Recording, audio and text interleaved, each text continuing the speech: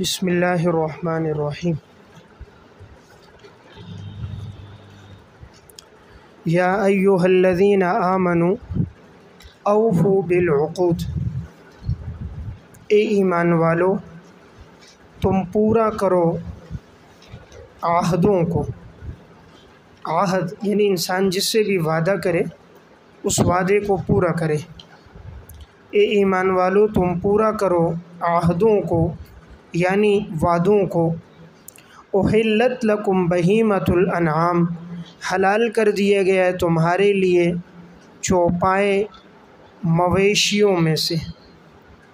انعام مویشی، بریکٹ میں لکھ لیں پالتو جانور۔ الا ما یتلی علیکم، مگر وہ جو تلاوت کیا جائے گا تم پر۔ غیر محل الصید، اس حال میں کہ نہ حلال جاننے والے ہو شکار کو، اس حال میں کہ نہ حلال جاننے والے ہوں شکار کو۔ وَأَنْتُمْ حُرُمٌ، جب کہ تم حالت احرام میں ہو۔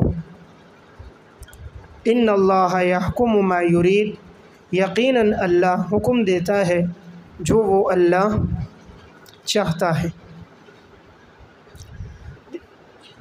یا ایہا الذین آمنوا، مضمون اول یعنی نفی شرک فعلی۔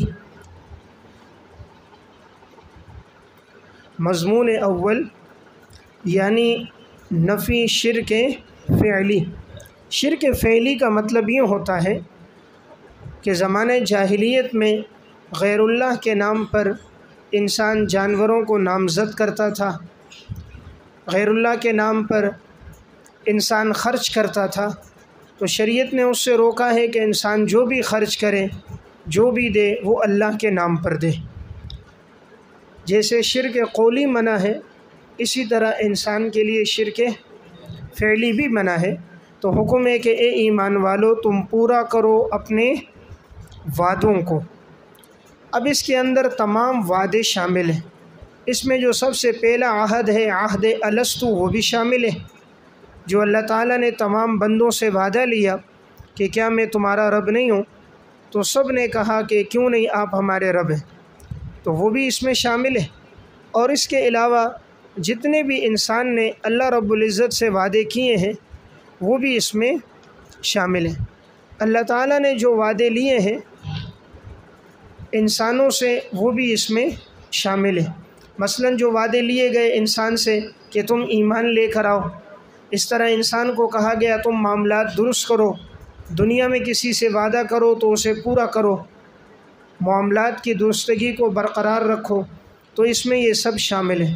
تو اے ایمان والو تم اپنے وعدوں کو عہدوں کو پورا کرو۔ احلت لکم، حلال کر دیے گئے تمہارے لیے چوپائے مویشیوں میں سے۔ بہیمہ کہتے ہیں چوپائے کو، یعنی ہر وہ جانور جو 4 پاؤں والا ہو اسے کہتے ہیں بہیمہ۔ اور انعام اس سے مراد مویشی، بریکٹ میں پالتو جانور۔ پالتو جانور تمہارے لیے حلال کر دیے گئے۔ دیکھیں بہیمہ جو ہے نا وہ عام ہے اور انعام خاص ہے۔ اسے کہتے ہیں اضافت العام الی الخاص، عام کی اضافت خاص کی طرف ہے۔ بہیمہ کا اطلاق ہر چوپائے پر ہوتا ہے، کتے کو بھی بہیمہ کہہ سکتے ہیں، گدھے کو بھی کہہ سکتے ہیں، وہ سب 4 پاؤں والے ہیں، عام ہیں۔ لیکن انعام جو ہے یہ خاص ہے، اس کا اطلاق صرف ان جانوروں پر ہے جن کو انسان کھاتا ہے، جن کا گوشت کھانا ہے۔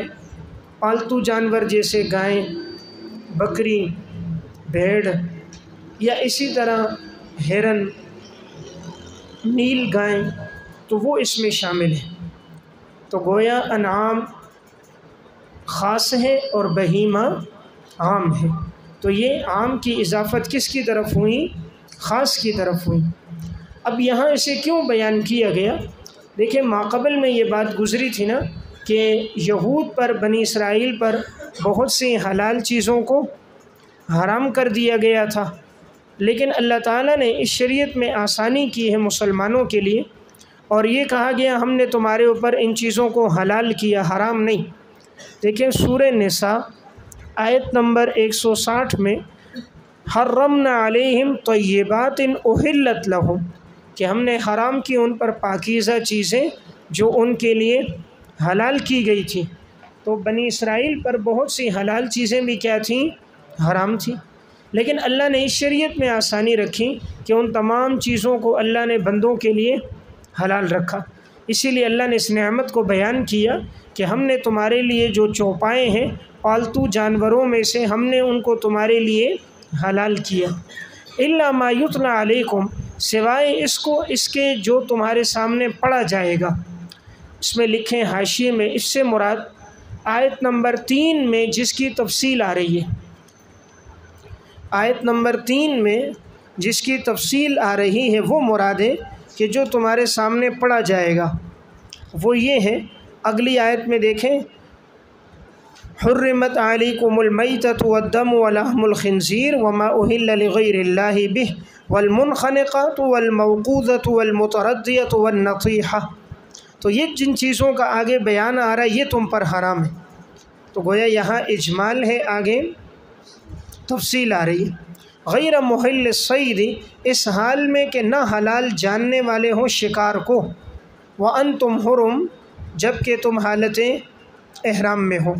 دیکھیں حالت احرام میں شکار کرنا جائز نہیں ہے، انسان خشکی کا شکار نہیں کر سکتا، البتہ سمندری شکار کر سکتا ہے۔ جب احرام باندھ لیا تو اب اللہ تعالیٰ نے بہت سی حلال چیزوں پر بھی پابندی لگائی کہ انسان وہ نہ کرے، انہی میں سے ایک شکار ہے کہ تم جب احرام باندھ لو تو اپنے آپ کو شکار سے بچاؤ۔ آگے بات آئے گی وَإِذَا حَلَلْتُمْ فَاصْطَادُوا، جب تم احرام کھول دو تو اب تمہارے لیے شکار کرنا جائز ہے۔ تو اب یہ شکار سے کیوں منع کیا جاتا ہے؟ اس لیے آدمی اگر شکار میں لگے گا نا تو وہ عبادت سے رہ جائے گا۔ اب ایک آدمی اتنے دور سے سفر کر کے حرم جائے، لاکھوں روپے لگائے، وقت نکالے، اور وہاں جا کر اب شکار کے پیچھے ادھر بھاگ رہا ہے، ادھر ہرن بھاگ رہی ہے، پیچھے پیچھے بھاگ رہا ہے، احرام کے کپڑے پہنے ہوئے، کبھی ادھر گر رہا ہے کبھی ادھر، تو اب اس نے اپنے مقصود کو چھوڑ دیا، تو یہ غفلت میں پڑ جائے گا۔ اس لیے شریعت نے کہا کہ جب تم حالت احرام میں ہو تو تم شکار کو ترک کر دو۔ غیر محل الصید، اس حال میں کہ نہ حلال جاننے والے ہو شکار کو جب کہ تم حالت احرام میں ہو۔ ان اللہ یحکم ما یرید، یقیناً اللہ حکم دیتا ہے جو وہ اللہ ارادہ کرتا ہے۔ دیکھیں یہ علت ما قبل ہے، عنوان کیا ہے؟ علت ما قبل۔ ما قبل کی علت کہ اب انسان کے ذہن میں یہ سوال آئے کہ بھئی اللہ نے یہ کیوں شکار کو حرام کیا، حالانکہ وہ تو حلال جانوروں کا شکار کر رہا ہے۔ جواب یہ کہ اللہ کی مرضی ہے، اللہ جو چاہے حکم دے، جو چاہے فیصلہ دے، تو یہ اللہ کا حکم ہے، انسان اس پر عمل کرے۔ تو گویا یہ اللہ نے 3 حکم دیے، وعدوں کو پورا کرو، نمبر 2 پالتو جانوروں کا گوشت حلال ہے، اور نمبر 3 حالت احرام میں تمہارے لیے شکار حلال نہیں ہے۔ اب اللہ جو حکم دینا چاہے انسان پہ لازم ہے اس پر عمل کرے، اور اس میں بہتری اور فوائد بھی ہیں۔ وعدوں کو پورا کریں گے، معاشرت میں سکون ہوگا، معاملات درست ہوں گے۔ حلال جانوروں کا گوشت کھائیں گے تو انسان میں اچھی خصلتیں، خوبیاں پیدا ہوں گی، اور اگر ایک آدمی کتے اور خنزیر کا گوشت کھائے گا تو وہ جو حرام خصلتیں، بے حیائی، وہ اس کی زندگی میں آئیں گی۔ اور شکار کرے گا اگر حالت احرام میں تو جو مقصود عبادت اس سے غافل ہو جائے گا اور اس کا اہم وقت ضائع ہوگا۔ تو اللہ جو حکم دیتا ہے اس میں بڑی حکمتیں ہیں۔ یا ایھا الذین آمنوا، شعائر اللہ کی تعظیم کا حکم، شعائر اللہ کی تعظیم کا حکم۔ اے ایمان والو، لا تحلوا شعائر اللہ، کہ تم نہ بے حرمتی کرو اللہ کی نشانیوں کی، تم نہ بے حرمتی کرو اللہ کی نشانیوں کی، ولا الشہر الحرام، نہ حرمت والے مہینے کی، نہ حرمت والے مہینے کی، ولا الہدی، اور نہ ہدی کے جانور کی، ولا القلائد، اور نہ پٹے والے جانوروں کی۔ قلائد سے پہلے لفظ ذوات، ذوات القلائد، اور نہ پٹوں والے جانوروں کی، ولا آمین البیت الحرام، اور نہ قصد کرنے والے ہوں، اور نہ قصد کرنے والے ہوں مسجد حرام کا، یبتغون فضلا من ربہم، کہ وہ چاہتے ہیں فضل اپنے رب کا، ورضوانا، اور رضامندی، وَإِذَا حَلَلْتُمْ فَاصْطَادُوا، اور جب تم حلال ہو جاؤ تو پس تم شکار کرو، وَلَا يَجْرِمَنَّكُمْ شَنَآنُ قَوْمٍ، نہ آمادہ کرے تمہیں کسی قوم کی دشمنی، ان صدوکم عن المسجد الحرام، کہ تم روک دو انہیں مسجد حرام سے، ان تعتدوا، کہ تم زیادتی کرو ان پر، وتعاونوا علی البر والتقوی، اور تم مدد کرو ایک دوسرے کی نیکی کے کاموں میں اور تقوی کے کاموں میں، ولا تعاونوا علی الاثم والعدوان، اور نہ تم ایک دوسرے کی مدد کرو گناہوں میں اور زیادتی کے کاموں میں، واتقوا اللہ، اللہ سے ڈرو، یقیناً اللہ تعالیٰ کا عذاب بہت سخت ہے۔ دیکھیں اس آیت میں اللہ رب العزت نے یہ ارشاد فرمایا کہ اے ایمان والو، لا تحلوا شعائر اللہ، نہ تم بے حرمتی کرو اللہ کی نشانیوں کی، اللہ کی جو بڑی بڑی نشانیاں ہیں ان کی بے حرمتی نہ کرو۔ دیکھیں اللہ کی نشانیوں میں بیت اللہ ہے، کلام اللہ ہے، رسول اللہ ہے، مساجد ہیں، اسی طرح آنے والی جو علامات ہیں یہ بھی شعائر میں سے ہیں، جیسے آگے اشہر حرم، حرمت والے مہینے ہیں، اور وہ ہدی کا جانور کہ جسے نامزد کر دیا جائے کہ اس کو بیت اللہ میں ذبح کریں گے، حدود حرم میں جس کو ذبح کریں گے، تو اب چونکہ اس کی نسبت ہو گئی نا اللہ کی طرف۔ اور اسی طرح پٹے والے جانور، یعنی وہ جن کے گلے میں خاص طور پہ ایک نشانی ہوتی تھی، ایک پٹا ڈلتا تھا کہ اس سے معلوم ہوتا تھا کہ یہ جانور حرم میں ذبح ہوگا، تو راستے میں کوئی ان کی طرف تعرض نہیں کرتے، کوئی ان کو تکلیف نہ دیتے، مارتے پیٹتے نہیں، بھگاتے نہیں، اور ان کا شکار نہ کرتے۔ تو اب ان سب چیزوں کی نسبتیں کس کی طرف ہیں؟ اللہ کی طرف ہے نا۔ تو جب ان سب کی نسبت اللہ کی طرف ہے تو یہ سب کس میں شامل ہیں؟ شعائر اللہ میں۔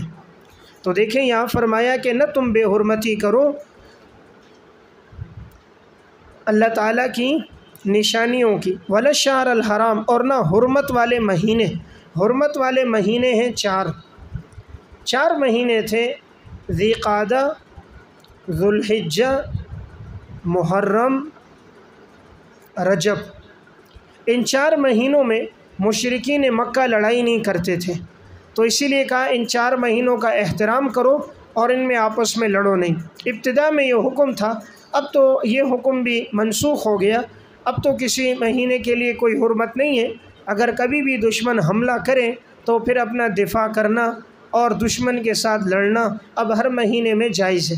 ایسا نہیں کہ اگر کوئی محرم میں حملہ کرے اور انسان اپنا دفاع نہیں کر سکتا، بلکہ دفاع ہر وقت اب کر سکتا ہے۔ اسی طرح اگر ضرورت ہو اقدامی جہاد کی وہ بھی کر سکتا ہے۔ ولل ہدیہ، اور نہ ہی ہدی کے جانور، اس سے مراد یہ وہ جانور ہوتے تھے جن کے بارے میں لوگ یہ نیت کرتے کہ ہم ان کو حرم میں ذبح کریں گے۔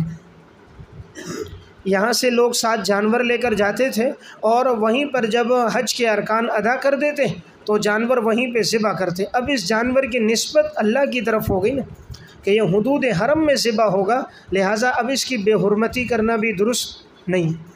ولل قلائد، اور نہ پٹے والے جانور، یعنی وہ جانور جن کے گلوں میں پٹے اور نشانی ڈالی جاتی۔ دیکھیں اگر چھوٹا جانور ہوتا نا تو اس کے گلے میں ایک پٹا ڈال دیتے، بسا اوقات چپلیں ڈال دیتے، چپل ڈال دیتے، 2-3 نشانی ہوتی کہ یہ وہاں ذبح ہوگا۔ اونٹ ہوتا تو اس کے کوہان کو تھوڑا زخمی کر دیا جاتا، بڑا گائے بیل ہوتی اس کے گلے میں مخصوص پٹا ڈال دیا جاتا کہ یہ حرم میں ذبح ہوگا، تاکہ راستے میں کوئی ان کے ساتھ تعارض نہ کرے۔ ولا آمین البیت الحرام، اور نہ ہی قصد کرنے والے ہیں مسجد حرام کا، یعنی نہ ہی وہ قصد کرنے والے ہوں اس معزز گھر کا بیت اللہ کا، جبکہ وہ تلاش کریں اس میں اللہ کا فضل اور رضامندی، یعنی ایک آدمی بیت اللہ کے ارادے سے جا رہا ہے تو اس کو تکلیف پہنچانا، راستے میں مال لوٹنا، اس کو اذیت دینا، حالانکہ اس نے نیت اور قصد کیا ہے بیت اللہ کا، تو یہ جائز نہیں ہے، ان کو اذیت نہیں پہنچا سکتے۔ معلوم ہوا نسبت بڑی چیز ہے، نسبت کی وجہ سے شے میں کیا آ جاتی ہے؟ عزت۔ اب دیکھیں ایک پتھر ہے مسجد میں لگتا ہے ماربل، لوگ اس پہ سجدہ کرتے ہیں، وہی ماربل اور ٹائل بیت الخلاء میں لگتی ہے، لوگ اس پہ پیشاب کرتے ہیں، تو ایک کی نسبت مسجد کی طرف ہے، دوسری کی نسبت بیت الخلاء کی طرف ہے۔ اب ایک پتھر ہے اس کو انسان پاؤں سے مارتا ہے، پاؤں کے نیچے رکھتا ہے، اور وہی پتھر ہوتا ہے یاقوت اور زمرد کا، اسے انگوٹھیوں میں ڈالتا ہے، وہی پتھر ہوتے ہیں اسے اپنے تاج میں سجاتا ہے، تو پتھر ہونے میں تو برابر ہے لیکن دونوں کے مقام اور مرتبے میں فرق ہے، اور یہ فرق آیا اس کی نسبت کی اور مقام کی وجہ سے۔ یہاں دوسری بات معلوم ہوئی کہ جو آدمی حرم میں جائے تو اس کا کام ہے کہ وہ دو چیزوں کا خاص اہتمام کرے، نمبر ایک اللہ کی رضامندی کا، اور نمبر دو اللہ کے فضل کو تلاش کرنے کا۔ اللہ کا فضل تلاش کرے، اللہ کی رضامندی چاہے، یعنی وہاں جا کر گناہوں سے انسان بچے۔ جیسے آج کل جاتے ہیں تو بس سیلفیاں ہی بناتے ہیں، ادھر بیت اللہ کے ساتھ کھڑا وہ سیلفی بنا رہے، مقام ابراہیم کے سامنے سیلفی ہے، زمزم پی رہے ہیں، تصویریں، ہر جگہ تصویریں ہی تصویریں، عبادت ختم ہو گئی۔ اب وہ لوگوں نے اس کو بنا دیا تفریح گاہ کہ بیت اللہ جا کر وہ خشیت، وہ تقوی، اللہ سے تعلق، گناہوں پہ ندامت نہیں ہے، بس تصویریں بناؤ اور فیس بک پہ ڈالو اور اپنی آئی ڈی پہ ڈالو، آگے اس کو شیئر کرو میں یہاں جا رہا ہوں اور یہاں، تو گویا نام و نمود زیادہ ہے، اخلاص اور اللہ کی رضامندی کم۔ وَإِذَا حَلَلْتُمْ فَاصْطَادُوا، اور جب تم حلال ہو جاؤ پس تم شکار کرو۔ نیچے لکھیں امر برائے اباحت، امر برائے اباحت، یہاں صیغہ امر ہے لیکن یہ وجوب کے لیے نہیں ہے بلکہ اباحت کے لیے۔ معلوم ہوا ہر صیغہ امر وجوب کے لیے نہیں آتا، قرائن کو دیکھ کر حکم متعین کیا جاتا ہے، تو چونکہ یہاں قرائن موجود ہیں کہ پہلے اوپر کہا گیا شکار حرام ہے، اب جب اس نے احرام کھول دیا تو اب کہا شکار حلال ہے، تو معلوم ہوا یہ لازم نہیں ہے بلکہ مباح ہے۔ ہاں امر مطلق کا موجب وجوب ہے، وہ آپ نے پڑھا ہے احناف کے ہاں اگر امر مطلق ہو اور وہ قرائن سے خالی ہو تو اس وقت وہ واجب ہوگا۔ وَلَا يَجْرِمَنَّكُمْ، نہ آمادہ کرے تمہیں کسی قوم کی دشمنی کہ تم روک دو انہیں مسجد حرام سے، ان تعتدوا، اور تم ان پر زیادتی کرو۔ دیکھیں یہاں اشارہ اس کی طرف ہے، مسلمان جب صلح حدیبیہ کے موقع پر عمرہ کرنے کے لیے جا رہے تھے، 1400 سے زائد تعداد تھی ان کی، لیکن ان مشرکین مکہ نے عمرہ نہیں کرنے دیا اور کہا تم لوگ آئندہ سال آنا، تو اب سب نے احرام باندھا تھا، اپنے احرام کھول دیے، جو جانور وہ لوگ ساتھ گئے تھے تو جانوروں کو وہاں ذبح کیا، تو اب مسلمانوں کو اس سے بڑی تکلیف ہوئی نا کہ ہم اتنا لمبا سفر طے کر کے آئے، احرام باندھ کر آئے، لڑنے کے ارادے سے بھی نہیں آئے، لیکن ان لوگوں نے پھر بھی ہمیں عمرہ کرنے کی اجازت نہیں دی، ہمیں مسجد حرام سے روکا۔ تو اب بعض کے دلوں میں تھا کہ اگر ہمیں فتح ملے گی اور ہم جب غالب ہوں گے تو ہم انہیں بھی مسجد حرام آنے نہیں دیں گے، ہم بھی ان سے بدلہ لیں گے اور ان کے ساتھ ایسا ہی سلوک کریں گے۔ اللہ رب العزت نے ان آیات میں منع کر دیا کہ اگر تمہاری کسی کے ساتھ دشمنی بھی ہو تب بھی اعتدال پہ رہو، ایسا نہیں کسی قوم کی دشمنی ہے تم زیادتی کر دو، زیادتی نہیں کرو گے ان پر کہ ان کا قتل و قتال شروع کر دو اور ان کو مارنا پیٹنا شروع کر دو، اس کی اجازت نہیں ہے، یعنی اشارہ ہے کہ انسان خوشی اور غم میں اعتدال پہ رہے، خوشی اور غم میں اعتدال پہ اپنے آپ کو رکھے۔ تو اب مشرکین کے لیے بیت اللہ آنے کی اجازت تھی، لیکن سن 9 ہجری میں جب حج فرض ہوا، حضرت ابوبکر صدیق حج کے امیر بن کر آئے، تو اس وقت حضرت علی رضی اللہ تعالیٰ عنہ نے اعلان کر دیا کہ اب کوئی بھی مشرک آج کے بعد حج کے لیے نہیں آئے گا، کوئی برہنہ طواف نہیں کرے گا، اور قرآن کریم کی آیت میں بھی یہ حکم ہے انما المشرکون نجس، کہ یقیناً مشرک لوگ نجس ہیں۔ اب کوئی بھی مشرک غیر مسلم حدود حرم میں داخل نہیں ہو سکتا۔ یہاں ترکیب کے لحاظ سے ولا یجرمنکم میں ولا یجری یہ فعل ہے، شنآن قوم اس کا فاعل ہے، اور کم ضمیر مفعول بھی ہے، اور لفظ ان سے پہلے لام معذوف ہے، اصل میں لأن صدوکم، اور آگے ان تعتدو یہ مفعول ثانی ہے۔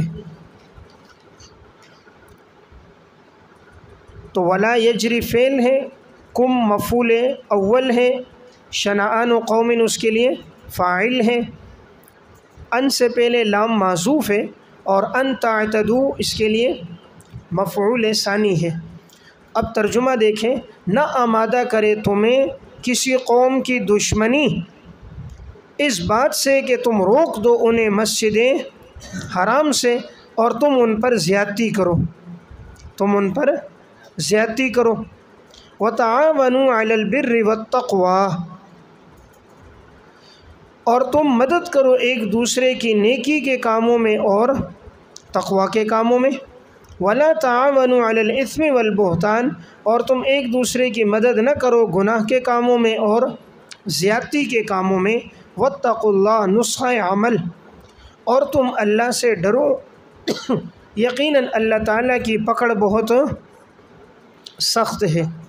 حرمت علیکم المیتۃ والدم، تفصیل تحریمات اللہ۔ اب یہاں سے تفصیل بیان ہو رہی ہے کون کون سی چیزوں کو اللہ نے حرام کیا گیا تمہارے اوپر مردار، والدم اور بہنے والا خون، خنزیر کا گوشت، وما اہل لغیر اللہ اور جسے نامزد کر دیا گیا غیر اللہ کے نام پر، بریکٹ میں جس پہ پکارا گیا، نام لیا گیا غیر اللہ کا، والمنخنقۃ اور گلا گھٹنے سے مرنے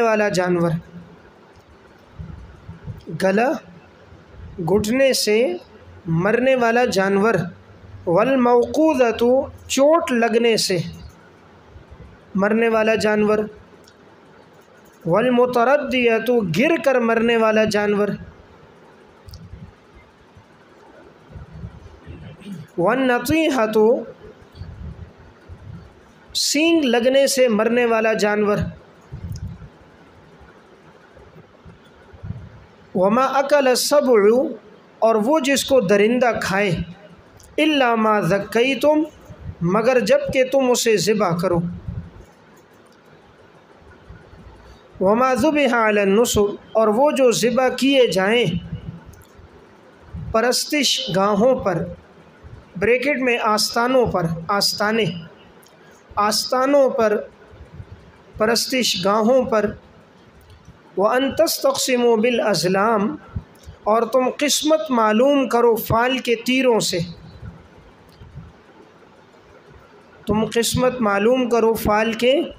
سے، ذَلِكُمْ فِسْقٌ یہ سب گناہ کے کام ہیں۔ الْيَوْمَ يَئِسَ الَّذِينَ كَفَرُوا آج کے دن مایوس ہو گئے کافر لوگ تمہارے دین سے، فَلَا تَخْشَوْهُمْ تم ان سے مت ڈرو، مجھ سے ڈرو، اور میں نے تمہارے لیے مکمل کر دیا تمہارے دین کو، اور میں نے مکمل کر دیا تمہارے اوپر اپنی نعمت کو، اور میں راضی ہو گیا تمہارے لیے دین اسلام پہ، میں راضی ہوا تمہارے لیے دین اسلام پر۔ فَمَنِ اضْطُرَّ فِي مَخْمَصَةٍ پس جو شخص مجبور کر دیا جائے بھوک میں بےتاب ہو جائے، غیر متجانف لاسم جبکہ وہ نہ مائل ہونے والا ہو گناہ کی طرف، تو یقیناً اللہ تعالیٰ بخشنے والا ہے اور رحم کرنے والا ہے۔ دیکھیں اس آیت میں جو چیزیں حرام ہیں اللہ تعالیٰ نے ان کی تفصیل بیان کی۔ سب سے پہلے فرمایا کہ ہم نے حرام کیا ہے تمہارے اوپر مردار کو۔ مردار کا مطلب وہ جانور جس پہ اللہ کا نام لے کر اسے ذبح نہ کیا گیا ہو بلکہ وہ اپنی طبعی موت مرا ہو، تو وہ حرام ہے۔ کیوں حرام ہے؟ اس لیے کہ جانور حلال ہوتا ہے اللہ کے نام پر ذبح کرنے سے۔ اللہ نے اسے پیدا کیا اللہ کے نام پر جب وہ ذبح ہوگا تو حلال ہے، اور جب وہ اللہ کے نام پر ذبح نہیں ہوا تو اب وہ حرام ہے۔ اس میں حکمت یہ ہے، دیکھیں جانور کے اندر بہنے والا جو خون ہوتا ہے وہ خون نجس ہے، تو اب وہ خون اس کے جسم سے نہیں نکلا، اب وہ خون جسم کے اندر رہے گا تو وہ گوشت میں سرایت کرے گا اور وہ گوشت انسان کو نقصان دے گا۔ اللہ رب العزت چاہتے ہیں بندے کو فائدہ پہنچے، تو اس لیے ذبح کرنے سے بہنے والا خون نکل جاتا ہے، جو گوشت باقی رہتا ہے وہ صحیح سالم ہوتا ہے اور جسم کے لیے نافع ہوتا ہے۔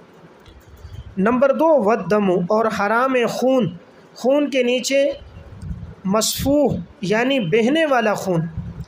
دیکھیں ہر خون حرام نہیں، اب جو خون گوشت کے ساتھ لگا ہوا ہوتا ہے یا بسا اوقات کلیجی پہ تلی پر ہوتا ہے، تو اب اس خون اور اس خون میں بڑا فرق ہے۔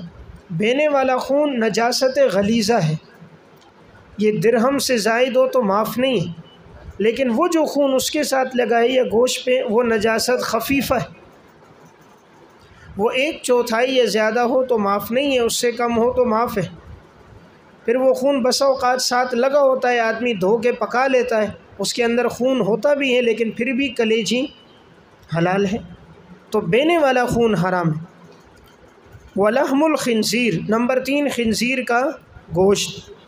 اب دیکھیں خنزیر تو مکمل حرام ہے، تو پھر لحم کا ذکر کیوں کیا؟ لحم اس کا جزء اعظم ہے، تو چونکہ خنزیر کو لوگ اسی لیے شکار کرتے ہیں، ذبح کرتے ہیں گوشت کے لیے، اس لیے جو جزء اعظم ہے اس کا ذکر کیا ہے، لیکن مراد مکمل خنزیر ہے، کیونکہ خنزیر کا ہر عضو اور جز نجس العین ہے۔ نمبر 4 کہ جس پہ نام لیا گیا ہو غیر اللہ کا، غیر اللہ کے نام پہ نامزد کیا گیا، غیر اللہ کے نام پر جو جانور ذبح کیا گیا وہ بھی حرام ہے۔ دیکھیں ایک آدمی جانور ذبح کر رہا ہے اور اس پہ غیر اللہ کا نام لے رہا ہے، اوہلا ہلال سے، جب پہلی رات کا چاند کوئی دیکھتا ہے نا تو اب ایک آواز ہوتی ہے، شور کرتے ہیں پہلی رات کا چاند ہے دیکھو، تو اسی طرح جس جانور پہ غیر اللہ کا نام لیا گیا تو اب وہ جانور حرام ہوگا۔ وجہ کیا ہے کہ جانور کو پیدا اللہ نے کیا، کھلایا پلایا بڑا اللہ نے کیا، تو ذبح بھی کریں گے تو اللہ کے نام پر کریں گے، غیر اللہ کے نام پر کر دیا تو وہ حرام ہو گیا۔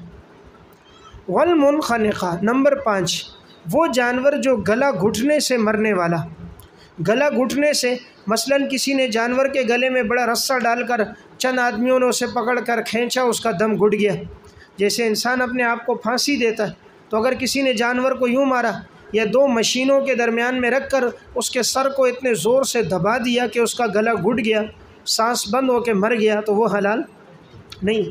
والموقوذہ چوٹ لگنے سے مرنے والا جانور، نمبر 6 ایک جانور کو چوٹ لگ گئی، کسی نے اس کے سر پہ زور سے بڑا پتھر بلاک مار دیا سر پہ، یا آج کے دور میں گولی سے مارا، سر میں گولی لگی وہ مر گیا چوٹ سے، وہ حلال نہیں۔ ایک تو وہ ہوتا ہے کہ جب جانور قابو سے باہر ہو جائے، ذبح کرنے کا وقت ہے اور وہ قابو میں نہیں آ رہا، غیر اختیاری تو ہو گیا، کہ اب اس کو پھر اجازت ہے کہ آدمی کسی جگہ گولی مار کے زخمی کر لے، لیکن پھر اس کو ذبح کر دے، پاؤں میں گولی مار دے یہاں تک کہ وہ زخمی ہو کے گر گیا، تو ایسی صورت میں اسے ذبح کر دے تو وہ حلال ہو جائے گا۔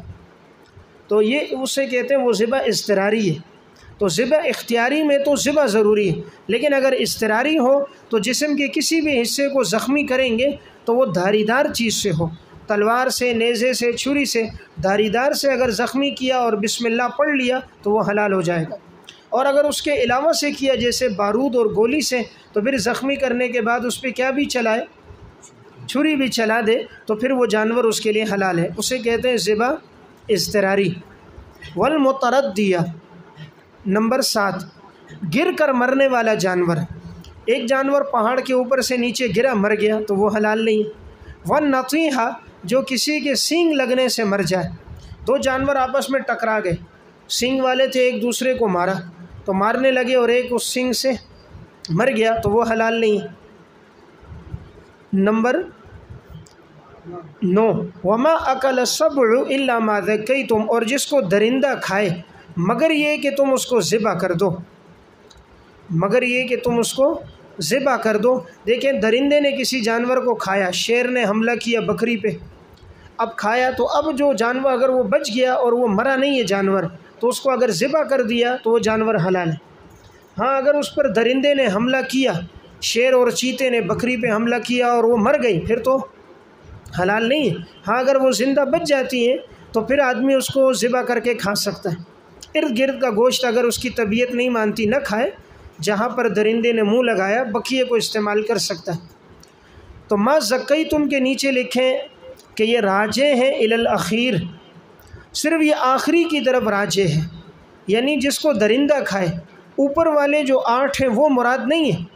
اب یہ نہیں کہ جو پہاڑ کے اوپر سے جانور نیچے گرا مر گیا، اب یہ جلدی سے چھری لے کر آیا، چلو بھائی ذبح کرو، الا ما زکیتم، کہ میں نے تو اس کو ذبح کر دیا۔ یا ایک جانور نے دوسرے کو سنگ مارے مر گیا اور اب یہ ذبح کر رہا ہے، بات سمجھ رہے؟ تو اس کا تعلق صرف کس کے ساتھ ہے؟ آخری کے ساتھ ہے کہ اگر درندہ کھائے اور وہ جانور زندہ ہو تو اسے اگر کسی نے ذبح کر دیا تو اس کے بعد وہ حلال ہے۔ وما ذبح علی النصب، نمبر 10، اور جسے ذبح کیا جائے پرستش گاہوں پر، آستانوں پر۔ دیکھیں اس کا مطلب ہے کہ یہ جاہلیت میں ہوتا تھا، وہ جب غیر اللہ کے نام پر جانور دیتے نا وہیں جا کر ذبح کرتے۔ مثلا جہاں پر اب لات، منات، عزا، حبل یہ بت ہوتے تو وہیں بتوں کے پاس لے آتے، وہاں جا کر اس کو ذبح کرتے کہ حبل کے نام پر ہے۔ اب ایسا جانور جو ان جگہوں پر ذبح ہوا ہے وہ بھی حرام ہے۔ اب اگر انسان وہاں جائے، اللہ کا بھی نام لے لے، لیکن ان پرستش گاہوں پہ اگر ذبح کر رہا ہے تب بھی وہ حرام ہوگا، کیونکہ وہ جگہ غیر اللہ کے لیے ذبح کی بنی گئی ہیں، تو ان جگہوں پہ نہیں ذبح کریں گے۔ اسی طرح بعض لوگ نادانی ناسمجھی میں وہ یہ سمجھتے ہیں کہ یہاں ذبح نہیں ہوتا، کسی قبر پہ لے کر جاتے ہیں، کسی مزاروں پہ لے کر جاتے ہیں، مزار والے کے نام پہ ذبح کر دیتے ہیں تو وہ حرام ہو جائے، کیونکہ غیر اللہ کے نام پر ہو گیا تو اب وہ حرام ہے۔ یا اگر وہاں اللہ کے نام پر کر رہے ہیں لیکن ان کا اعتقاد یہ بنا ہوا ہے کہ یہاں اگر ذبح کرو گے اس مزار کے ارد گرد تب حلال ہے ورنہ حلال نہیں، تو یہ اعتقاد ٹھیک نہیں ہے۔ ساری زمین اللہ کی ہے، جہاں بھی ذبح کرو وہ جانور حلال ہے۔ تو اس لیے پرستش گاہوں پر، آستانوں پر، یعنی جہاں مشرکین کرتے تھے وہاں اگر کوئی جانور ذبح کرے گا تو وہ بھی حرام ہے۔ تو دیکھیں شریعت شرک پر کتنی پابندی لگاتی ہے، شرک کے تمام دروازوں کو بند کیا تاکہ کسی راستے سے بھی غیر اللہ کی عبادت نہ ہو۔ وَأَن تَسْتَقْسِمُوا بِالْأَزْلَامِ، نمبر 11، اور تم قسمت معلوم کرو فال کے تیروں سے، قسمت معلوم کرو فال کے تیروں سے۔ اس کا ایک مفہوم یہ ہے جسے محققین مفسرین نے ترجیح دی ہے کہ یہ مشرکین یہ کرتے تھے، بڑے بتوں کے ساتھ تھیلا لٹکایا ہوا ہوتا تھا، اس تھیلے میں تیر ہوتے تھے اور ان تیروں میں کسی تیر پر لکھا ہوتا امرنی ربی، کسی تیر پہ لکھا ہوتا نہانی ربی، کوئی تیر خالی ہوتا۔ تو اب اگر انہوں نے کوئی کام کرنا ہوتا تو کبھی یہ تھیلے لٹکے ہوئے ہوتے بتوں کے ساتھ، کبھی ان کے مجاوروں کے پاس، جو وہاں کا مجاور ہوتا، بت کا خاص، بت کو صاف، خدا کو صاف کرنے والا اور خدا کے منہ پہ جو کپڑا مارنے والا ہوتا، تو وہ اس کے پاس جاتے۔ جیسے آج کل ہوتے ہیں یہ مزاروں پہ موجود ہوتے ہیں، ان کو پیسے دو اور پھر وہ آپ کو لے کر جائیں گے اور آپ کو معاذ اللہ شرک کروائیں گے، قبر کا طواف کروائیں گے، سجدہ کرنے کا طریقہ آپ کو بتائیں گے، بابا جی سے کیسے مانگنا ہے۔ تو اب وہاں پر مجاور ہوتے تھے، تو کوئی آدمی اگر کوئی چیز خریدنا چاہتا کہ میں خریدوں یا نہیں، تو وہ وہاں جاتے کہ بھئی اب خدا کا کیا حکم ہے، تو اگر ہاتھ ڈالتے اور وہ لکھا ہوتا امرنی ربی تو کر لیتے، اور اگر نہانی ربی تو نہ کرتے۔ یا اس طرح کوئی چیز خریدنی ہے، سفر کرنا ہے نہیں کرنا، معاملہ کروں نہ کروں، تو یہ ہوتے فال کے تیر۔ اور بعض نے فال کے تیروں کا مطلب لکھا ہے کہ یہ جانوروں کا گوشت جب تقسیم کرتے تھے وہ اس طرح، اونٹ کو ذبح کر کے اب گوشت کے مثلاً 6 حصے کر دیے، اب یہ والا حصہ کس کا ہوگا اگلی ران، تو اب وہ دیکھ لیتے تیر میں جس کا نام آ جاتا اس کو دیتے، کسی کا آگے دوسرا حصہ، تیسرا حصہ، جس کا نہیں آیا وہ گیا۔ تو یہ جوئے کی طرح ہوتا تھا، بعض کو ڈبل مل جاتا اور بعض کو کچھ بھی نہ ملتا۔ تو یہ فال کے تیروں پر، تو گویا جو تم قسمت معلوم کرو فال کے تیروں سے، تو یہ بھی جائز نہیں ہے۔ ذالکم فسق، یہ سب باتیں گناہ کی ہیں، یہ سب باتیں گناہ کی ہیں۔ آج کے دن مایوس ہو گئے کافر لوگ تمہارے دین سے۔ یہاں دین سے پہلے لفظ ابطال، من ابطال دینکم، تمہارے دین کو باطل کرنے سے معذوف ہو، مایوس ہو گئے کہ وہ تمہارے دین کو ابھی باطل نہیں کر سکتے۔ پس تم ان سے مت ڈرو، تم مجھ سے ڈرو۔ یعنی یہاں اشارہ ہے کافر اب تمہارے دین کو باطل نہیں کر سکتے، ختم نہیں کر سکتے، وہ مایوس ہو گئے، اللہ نے اسلام کو غلبہ دے دیا۔ بس اب تمہارے دلوں میں ان کا کوئی خوف نہیں ہونا چاہیے، اب خوف ہو تو صرف میرا خوف ہو۔ الیوم اکملت لکم دینکم، بشارت اکمال دین۔ یہ جملہ معترضہ ہے، اس میں اللہ رب العزت فرما رہے ہم نے تمہارے لیے دین کو مکمل کر دیا، وَأَتْمَمْتُ عَلَيْكُمْ نِعْمَتِي، اور ہم نے مکمل کر دی تمہارے اوپر اپنی نعمت، اور ہم راضی ہو گئے تمہارے لیے دین اسلام سے بطور دین کے۔ یہ آیت کا جو ٹکڑا ہے، یہ والا ٹکڑا، یہ نازل ہوا ہے سن 10 ہجری، حجۃ الوداع کے موقع پر، جمعے کے دن عصر کی نماز کے بعد۔ اب یہ جب نازل ہوا حجۃ الوداع سن 10 ہجری، جمعے کا دن تھا اور عرفہ کا بھی دن تھا، عصر کا وقت تھا، یہ ٹکڑا نازل ہوا ہے۔ اور آپ صلی اللہ علیہ وسلم اس کے بعد یعنی جب حج سے واپس آئے ہیں تو پھر محرم، صفر، ربیع الاول میں پھر آپ کا انتقال ہو گیا۔ سن 10 ہجری، حجۃ الوداع، جمعے کا دن اور عرفہ کا دن اور عصر کے بعد آیت کا یہ ٹکڑا نازل ہوا۔ دیکھیں اس میں اللہ نے فرما دیا ہم نے تمہارے لیے دین کو مکمل کر دیا۔ جب دین مکمل ہے تو کسی اور کے پیچھے چلنے کی ضرورت نہیں، کسی سے خوف کی ضرورت نہیں ہے، دین مکمل ہے۔ اور ہم نے اپنی نعمت، اتممتو کے نیچے احسانات، ہم نے اپنے احسانات مکمل کر دیے۔ اللہ نے اپنے بندوں پر انعام اور احسان مکمل کر دیا، قرآن کریم کی روشنی میں کتاب دے دی، دین اسلام دے دیا، اور ہزاروں اللہ نے انعامات اور نعمتیں اپنے بندوں پر کر دیں، اور اب ہم تمہارے لیے راضی ہیں اسلام پر بطور دین کے۔ اب کوئی اسلام کے علاوہ کوئی اور مذہب لے گا تو وَمَن يَبْتَغِ غَيْرَ الْإِسْلَامِ دِينًا فَلَن يُقْبَلَ مِنْهُ۔ اس آیت سے دو باتیں معلوم ہوئیں۔ نمبر 1، دین مکمل ہو گیا ہے، اس لیے دین میں اضافہ کرنا قطعاً جائز نہیں۔ اب کوئی اگر اضافہ کرے گا، بدعت کرے گا، تو وہ بدعت مردود ہے۔ حدیث میں ہے آپ صلی اللہ علیہ وسلم نے فرمایا من احدث فی امرنا ھذا ما لیس منہ فہو رد، جو دین میں اضافہ کرے گا تو وہ اضافہ مردود ہوگا۔ دین مکمل ہے، اب کسی کو اس میں اضافہ کرنا، اپنے حاشیے لگانے کی ضرورت نہیں۔ اب کوئی سمجھے جی یہ بات دین میں نہیں آئی، یہ بھی کرو وہ بھی کرو، تو کوئی آدمی اضافہ نہیں کر سکتا، دین مکمل ہو گیا۔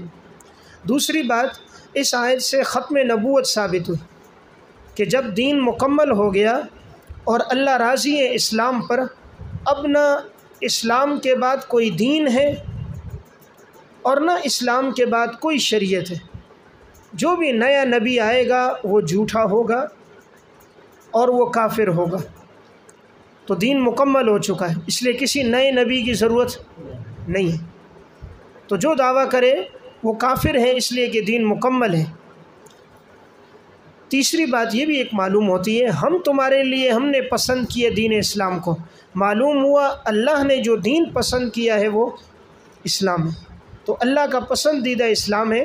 اب اگر کوئی اور کسی اور دین کو اختیار کرے گا، یہودیت کو، عیسائیت، مجوسیت کو، تو وہ اللہ کے ہاں پسندیدہ نہیں ہے، اس کا بھلے پسندیدہ ہو، اللہ کے ہاں پسند نہیں۔ فَمَنِ اضْطُرَّ فِي مَخْمَصَةٍ، پس جو شخص لاچار اور مجبور ہو گیا بھوک میں۔ دیکھیں بات چل رہی تھی نا اوپر کہ فلاں فلاں چیزیں ہم نے یہ سب حرام کی، تم نے ان کے قریب نہیں جانا، درمیان میں جملہ معترضہ آ گیا، دین مکمل ہو گیا، اب کوئی اضافہ نہیں ہو سکتا۔ اب دوبارہ اصل مضمون کی طرف غور کر کے آئے، وہ چیزیں تو حرام ہیں، لیکن اگر ایک آدمی مجبور ہو گیا، اسے کھانے کے لیے کچھ نہیں مل رہا، بھوک کی حالت ہے، تو اگر وہ مجبوری میں حرام چیز کھا لے، مجبوری میں حرام چیز پی لے تو اس کی اجازت ہے۔ بس جو شخص مجبور کر دیے گیا بھوک میں، درا حال ہے کہ وہ مائل ہونے والا نہ ہو گناہ کے کام کی طرف، یعنی گناہ کے لیے نہیں، اب مثلا کوئی شراب اس لیے نہیں پی رہا کہ گناہ کرے، حرام اس لیے نہیں کھا رہا کہ گناہ کرے، اگر یہ نیت ہے پھر تو وہ جائز نہیں ہے، پھر یقیناً اللہ بخشنے والا رحم کرنے والا ہے۔ یعنی اگر ایک آدمی اب جتنا کھانا تھا اس سے زیادہ کھا لیا، مثلا ایک آدمی زندہ رہ سکتا ہے حرام کے 10 لقموں پر، اس نے 15 کھا لیے، شراب کے 4-5 گھونٹ پر وہ زندہ رہ سکتا تھا، اس نے زیادہ پی لی، تو اگر اس میں کوئی کمی کوتاہی ہو گئی کہ مجبوری کی حالت میں انسان زیادہ کھا گیا تو اللہ سے یسألونک ماذا احل لہم، تشریح محللات، تشریح محللات، سوال کرتے ہیں آپ سے کیا حلال کیا گیا ہے ان کے لیے، قل احل لکم الطیبات، فرما دیجئے حلال کیا گیا ہے تمہارے لیے پاکیزہ چیزیں، وما علمتم من الجوارح، اور جو تم نے سدائے ہوئے ہیں شکاری جانور، جو تم نے سدائے ہوئے ہیں سکھلائے ہوئے ہیں، جو تم نے سدائے ہوئے ہیں سکھلائے ہوئے ہیں شکاری جانور، مکلبین، اس کا معنی ہے مرسلین، درا حال ہے کہ تم چھوڑنے والے ہو، چھوڑنے والے ہو، تعلمونہن، کہ تم سکھاتے ہو ان کو، مما علمکم اللہ، اس میں سے جو اللہ نے تمہیں سکھایا ہے، فَكُلُوا مِمَّا أَمْسَكْنَا عَلَيْكُمْ، پس تم کھاؤ اس میں سے جو وہ روک کر رکھیں تمہارے لیے، وَاذْكُرُوا اسْمَ اللَّهِ عَلَيْهِ، اور اللہ کا تم اس پر نام لو اور اللہ سے ڈرو، یقیناً اللہ جلد حساب لینے والا ہے۔ دیکھیں اس آیت میں صحابہ اکرام نے آپ صلی اللہ علیہ وسلم سے جب یہ سوال کیا کہ ان کے لیے کون سی چیزیں حلال کی گئی ہیں، تو اللہ رب العزت نے فرمایا کہ آپ فرما دیجئے ان کے لیے تمام پاکیزہ چیزوں کو حلال کر دیا گیا۔ اب دیکھیں تمام چیزوں کے نام نہیں لیے، کیونکہ حلال چیزیں تو بہت کثرت کے ساتھ ہیں نا، اب اگر ہر حلال چیز کا نام لیا جاتا تو بڑی بات بہت طویل ہو جاتی، اس لیے فرمایا جتنی بھی پاکیزہ چیزیں ہیں وہ تمہارے لیے حلال ہیں۔ معلوم ہوا جو چیز پاکیزہ نہ ہو وہ انسان کے لیے حلال بھی نہیں ہوتی۔ اور آگے فرمایا وما علمتم، اور جو تم نے سدائے ہوئے ہیں شکاری جانور، سدائے ہوئے ہیں سکھلائے ہوئے ہیں، جو تم نے سکھلایا ہے شکاری جانوروں کو وہ بھی تمہارے لیے حلال ہیں۔ عرب میں لوگ جانوروں سے شکار کیا کرتے تھے، تو اس کا حکم پوچھا تو اللہ رب العزت نے کہا جو تم نے سکھایا ہے وہ جانور تمہارے لیے حلال ہیں۔ دیکھیں علمتم کا معنی جو تم نے سکھایا، اور جوارح کس کی جمع ہے؟ جارحہ کی۔ جارحہ کس کو کہتے ہیں؟ زخمی کرنے کو، یعنی وہ جانور کہ جن کو تم نے سکھایا ہے اور وہ جب شکار کو زخمی کر کے لائیں، مکلبین، درا حال ہے کہ تم اسے چھوڑنے والے ہو اور تم سکھلاتے ہو اس کو وہ جو اللہ نے تمہیں سکھایا، یعنی تمہارا کوئی کمال نہیں ہے، اللہ نے تمہیں سکھایا اور تم ان کو سکھاتے ہو۔ بس اگر وہ جانور اب تمہارے لیے روک کر رکھیں، یعنی خود استعمال نہ کریں، خود اس میں سے نہ کھائیں، اور تم اس پر اللہ کا نام لو، تو پھر یاد رکھو تم اللہ سے ڈرتے رہو، یقیناً اللہ جلد حساب لینے والا ہے، یعنی اب تمہارے لیے اس شکار کا کھانا جائز ہے۔ تو عنوان لکھیں شرائط حلت 5 ہیں۔ شرائط حلت 5 ہے، یعنی کسی جانور کے حلال ہونے کے لیے، شکاری جانور کے حلال ہونے کے لیے 5 شرائط ہیں۔ نمبر 1 جوارح، یعنی وہ شکاری جانور اس کو زخمی کرے، تو دیکھیں نا جوارح کا لفظ آیا تو معلوم ہوا کہ وہ اس کو زخمی کرے۔ دوسری شرط مکلبین، کہ تم اسے چھوڑنے والے ہو، یعنی جانور کو تم نے بھیجا ہو اور وہ شکار کر کے لائے۔ نمبر 3 مکلبین نمبر 3 تعلمونہن کہ تم نے ان کو سکھایا ہو۔ دیکھیں تعلیم کیا ہے، کتے کی تعلیم یہ ہے کہ وہ شکار میں سے خود نہ کھائے، اپنے مالک کے لیے لے کر آئے، اور باز کی تعلیم یہ ہے کہ اگر تم اس کو بھیجو اور دوبارہ اس کو بلاؤ تو فوراً پلٹ کر آئے۔ کتے کی تعلیم کیا ہے کہ جب وہ شکار کے لیے جائے، شکار کرے تو اس میں سے خود نہ کھائے بلکہ مالک کے لیے لے کر آئے تو وہ شکار حلال ہوگا۔ اگر وہ خود کھانے لگ گیا تو معلوم ہوا وہ تعلیم یافتہ نہیں۔ اسی طرح باز کی تعلیم کیا ہے کہ جب اس کو بلاؤ تو وہ لوٹ کر آ جائے تو سمجھو یہ تعلیم یافتہ ہو گیا، اور اگر وہ لوٹ کر نہ آئے تو اس میں تعلیم نہیں۔ اس سے ایک بات ضمناً معلوم ہوئی، تعلیم اور علم کیسی چیز ہے کہ اگر کتے کے اندر بھی علم کی ایک خو آ جائے، ایک خصلت آ جائے، تو اس کتا جو نجس العین ہے، نجس چیز ہے، اس کا لایا ہوا شکار بھی حلال ہو جاتا ہے، باز کا شکار بھی حلال ہو جاتا ہے۔ پھر اللہ نے ان کا تذکرہ بھی قرآن کریم میں کر دیا، تو یہ ان کو فضیلت علم کی وجہ سے ملی۔ تو جس علم کی وجہ سے کتے کا شکار، باز کا شکار حلال ہوتا ہے، اگر وہ علم انسان کے پاس آ جائے تو انسان کی بھی عزت اور وقعت بڑھ جاتی ہے۔ معلوم ہوا کہ علم بڑی اللہ کی نعمت ہے۔ تو میں عرض کر رہا تھا کہ تیسری شرط کیا ہے؟ تعلمونہن۔ چوتھی شرط کیا ہے؟ فَكُلُوا مِمَّا أَمْسَكْنَا عَلَيْكُمْ، کہ وہ جانور تمہارے لیے روک کر رکھے، خود نہ کھائے۔ اور نمبر 5 وَاذْكُرُوا اسْمَ اللَّهِ عَلَيْهِ، جانور بیچتے وقت تم اس پہ اللہ کا نام لو۔ تو اگر بیچتے وقت اللہ کا نام نہیں لیا تو وہ حلال نہیں ہوگا۔ تو گویا شکار کے حلال ہونے کی کتنی شرائط ہیں؟ 5۔ پہلی شرط کیا تھی؟ جوارے ہو، یعنی وہ شکار اس کو زخمی کرے، اور دوسری شرط تھی مکلبینہ، کہ تم اس کو چھوڑنے والے ہو، بھیجنے والے ہو، تم کتے کو بھیجو، اشارہ کرو وہ شکار کر کے لائے، اور نمبر 3 تم نے ان کو سکھلایا ہو، اور نمبر 4 وہ تمہارے لیے روک کر رکھے، خود اس میں سے نہ کھائے، اور نمبر 5 بیچتے وقت تم اس پر اللہ کا نام لو، یعنی بسم اللہ اللہ اکبر کہہ کر پھر اس کو بھیجو۔ جب یہ 5 شرائط ہوں گی تو اب وہ شکار حلال ہوگا۔ اب دیکھیں اللہ رب العزت نے کہا اللہ سے ڈرو، یعنی اشارہ اس طرف ہے کہ شکار میں لگ کر کہیں اللہ سے غافل نہ ہو جاؤ۔ عموماً جو لوگ شکاری ہوتے ہیں ان کا اکثر وقت گزرتا ہے شکار میں اور جنگل میں، تو وہ اسی کام میں لگے رہتے ہیں، ایک کو مارا دوسرے کو مارا، عبادات سے، معاملات، حقوق سے وہ لوگ ناواقف رہتے ہیں، اس لیے کہا اللہ سے ڈرتے رہو۔ اور اس طرف بھی اشارہ بلا وجہ نہ مارو جانوروں کو، ایک کو گولی ماری، دوسرے کو تیر مارا، تیسرے کو چھرا مارا، اس سے آدمی بچے، جو ضرورت ہے وہ شکار کرے، باقی اس سے اپنے آپ کو بچائے۔ پھر اگلا جملہ کیا ہے؟ یقیناً اللہ جلد حساب لینے والا ہے، یعنی جس طرح تم نے ان جانوروں کو مارا اور ان کا وقت پورا ہو گیا، ایک وقت آئے گا تمہاری بھی موت آئے گی، تمہارا بھی حساب ہوگا، موت کے بعد تم نے بھی حساب دینا ہے، اس لیے زندگی شہوات خواہشات میں نہ گزارو، اللہ کی طرف متوجہ رہو۔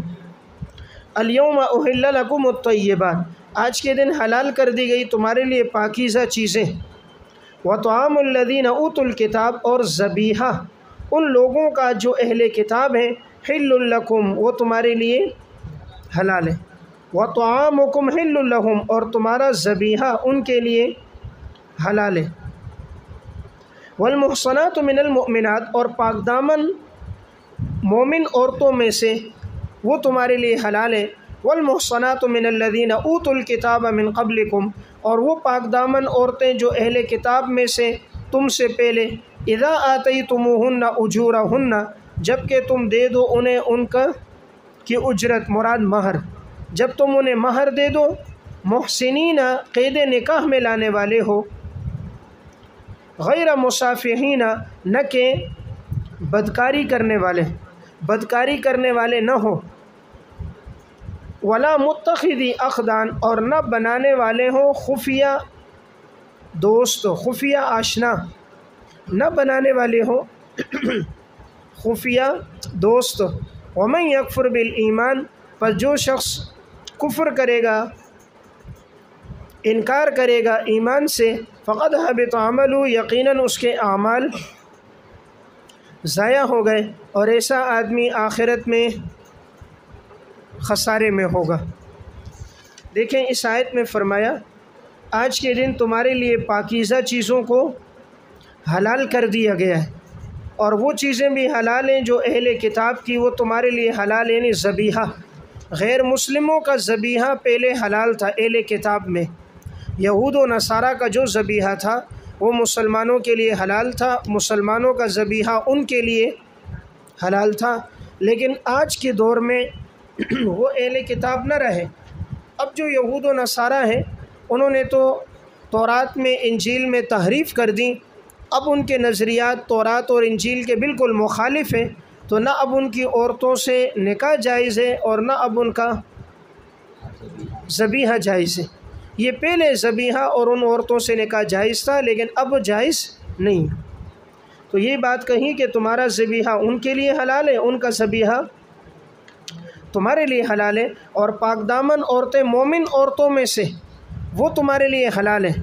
تو دیکھیں مومن عورتوں کا ذکر پہلے کیا اور اہل کتاب کی پاک دامن عورتوں کا ذکر بعد میں کیا، اشارہ اس طرف ہے کہ مومن عورتوں کو ترجیح دی جائے۔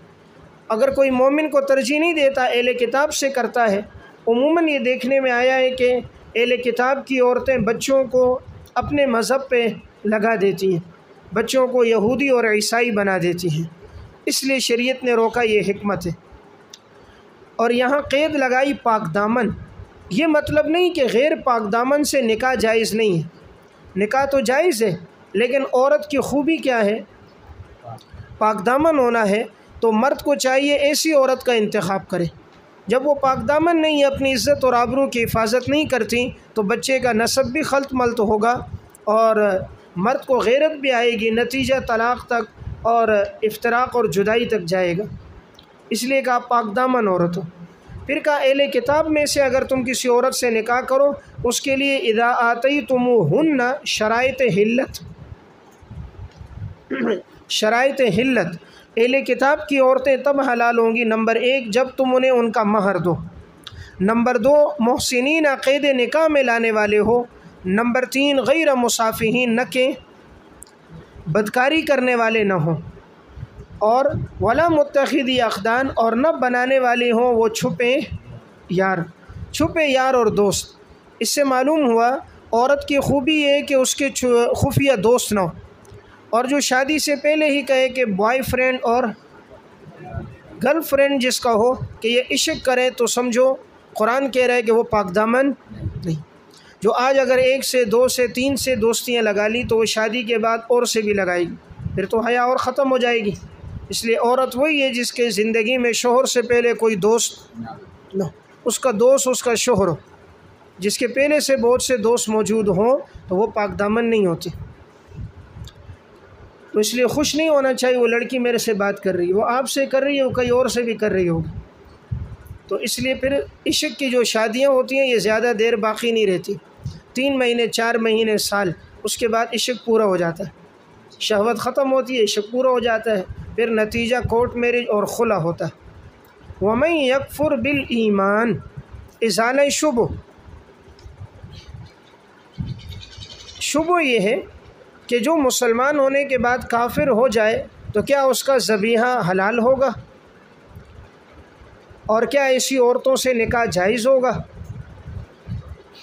جو مسلمان ہونے کے بعد مرتد ہو جائے تو کیا اس کا ذبیحہ حلال ہے، اور کیا ایسی عورت سے نکاح جائز ہے؟ تو جواب شبہ آ رہا ہے کہ نہیں، ایسے مرتدین عورتوں سے بھی نکاح جائز نہیں، اور ایسے مرتد مرد کا ذبیحہ بھی حلال نہیں۔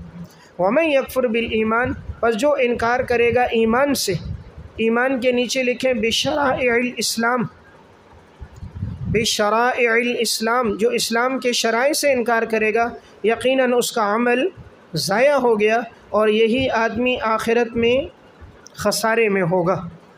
یا ایھا الذین آمنوا، امور مصلحہ،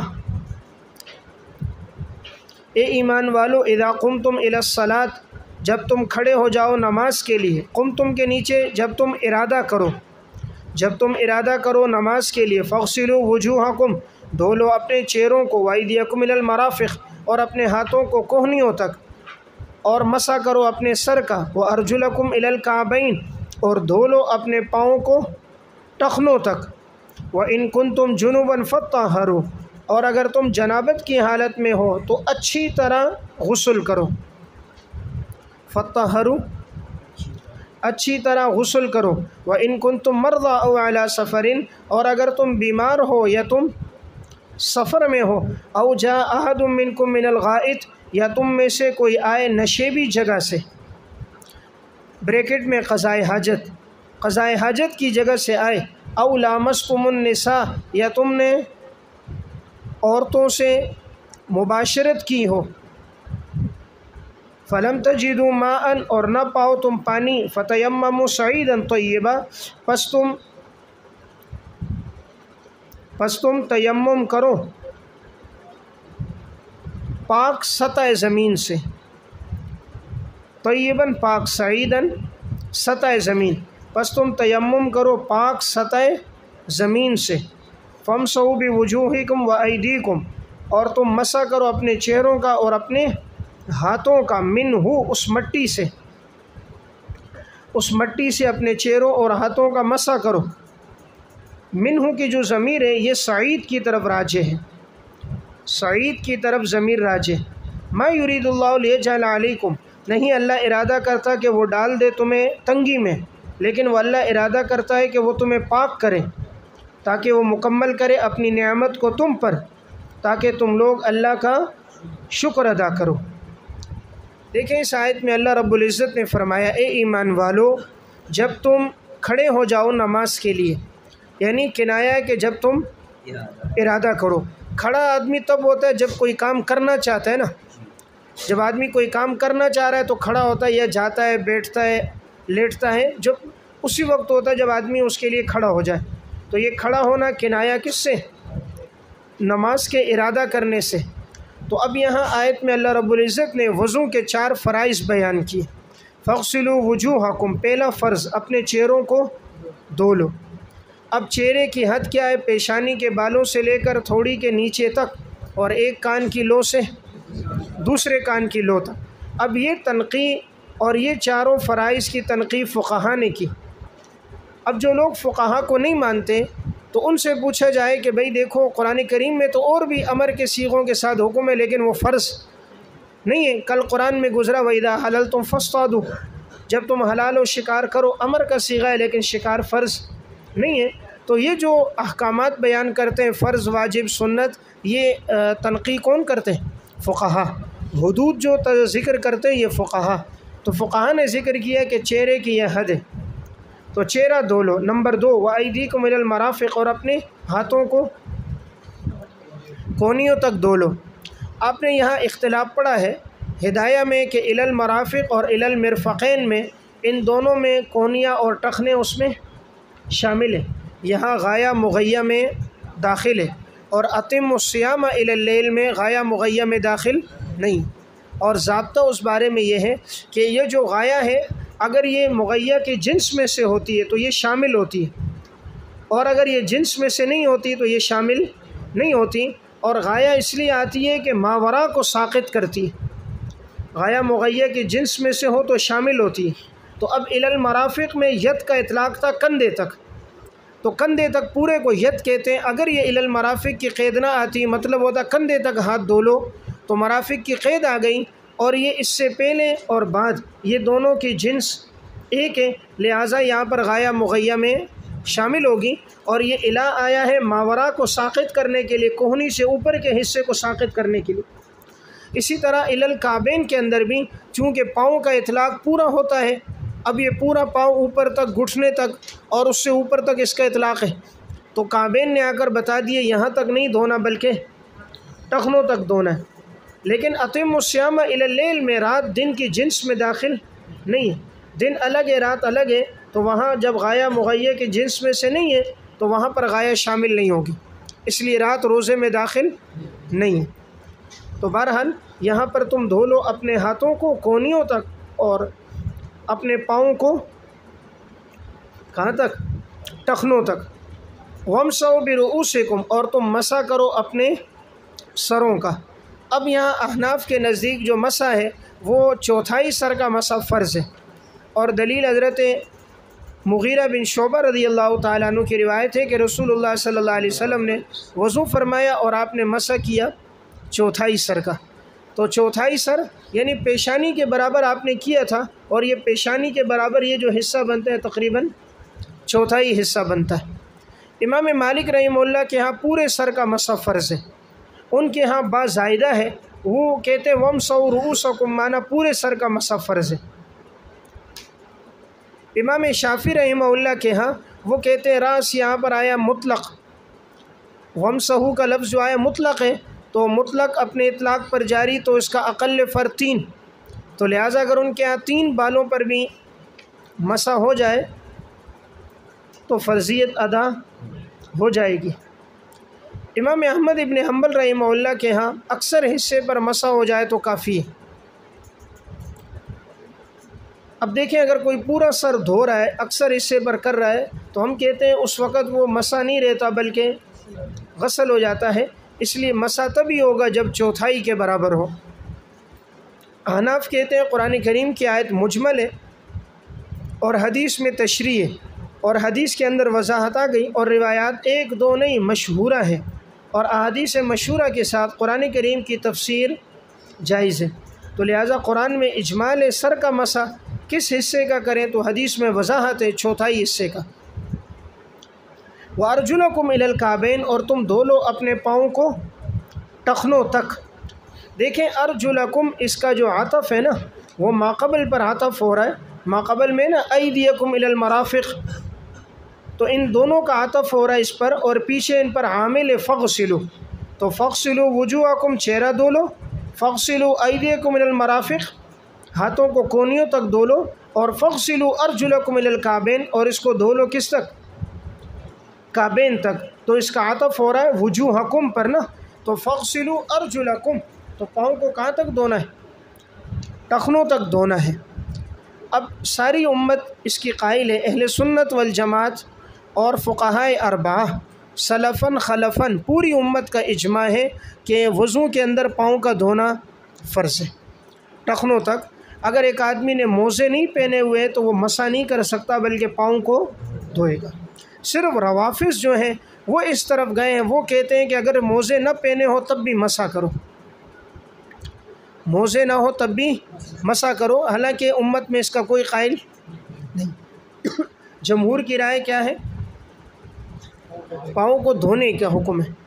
اب ہم یہ کہتے ہیں کہ بھئی یہاں پر اس کا عطف ہے فغسلو پر، تو لہٰذا پاؤں کو دھونے کا حکم ہے۔ ہماری سب سے پہلی دلیل اس پر یہ ہے، ہم کہتے ہیں یہاں پر لفظ الی الکعبین ٹخنوں تک، دیکھیں اگر مسح کا حکم ہوتا نا پاؤں پر تو کعبین نہ آتے، کیونکہ کوئی بھی ٹخنوں تک مسح کا قائل نہیں ہے۔ امت میں جو بھی مسح کرتا ہے صرف یہ اوپر کے حصے پر کیا کافی ہے، تو الی الکعبین کی قید سے پتہ چلا یہ مسح کا حکم نہیں ہے بلکہ دھونے کا ہے۔ جیسے اس سے پہلے قید آئی الی المرافق، تو جب الی المرافق کی قید میں دھونے کا حکم ہے تو الی الکعبین کی قید میں بھی دھونے کا حکم ہے۔ نمبر 2، آپ صلی اللہ علیہ وسلم نے ساری عمر صحابہ اکرام نے جب بھی بغیر موزے کے تھے تو انہوں نے پاؤں کو دھویا، تو حضور کا عمل، امت کا تعامل، صحابہ کا اجماع دلیل ہے کہ پاؤں کو دھویا جائے گا۔ نمبر 3، تیسری بات اس پر یہ ہے کہ اگر ہم یہ کہیں گے کہ پاؤں پر مسح کیا جائے نا تو یہ والی جو بات ہے یہ بظاہر عقل کے بھی وہ خلاف ہے، کیونکہ عقل کا تقاضا بھی پاؤں کے دھونے کا ہے، کیونکہ جو مٹی ہے گرد و غبار پاؤں پہ زیادہ لگتا ہے۔ جب چہرے کو دھونے کا حکم ہے اور ہاتھ ڈھکے میں اس کے دھونے کا حکم ہے، تو جس پہ مٹی زیادہ لگ رہی ہے اس میں آدمی نماز کے لیے آئے، اس میں تو بطریق اولا حکم ہے۔ اب روافظ یہ کہتے ہیں ارجلکم کا عطف ہے ماقبل وامسحوا برؤوسکم پہ، برؤوسکم یعنی سر کا مسح کرو اور پاؤں کا بھی مسح کرو۔ ہم کہتے ہیں اگر مسح کا حکم ہوتا تو جیسے سر کے اندر قید نہیں آئی تو الی الکعبین میں بھی قید نہ آتی۔ دوسری بات یہ ہے کہ یہاں پر اس کو الی الکعبین کے مسے کے ساتھ ارجلکم کو لانا نا، یہ اشارہ اس طرف ہے کہ انسان اس میں پانی کم استعمال کرے۔ عموماً یہ دیکھنے میں آیا ہے کہ انسان پاؤں دھونے میں بڑا پانی استعمال کرتا ہے، ٹوٹی کھلی ہے بس آرام سے لگا، تو یہ اشارہ ہے جس طرح مسے میں پانی کم استعمال ہوتا ہے تو انسان پاؤں دھونے میں بھی پانی کم استعمال کرے۔ نمبر 2، قرآن کریم بھی اللہ رب العزت کی ایک فصیح اور بلیغ کتاب ہے۔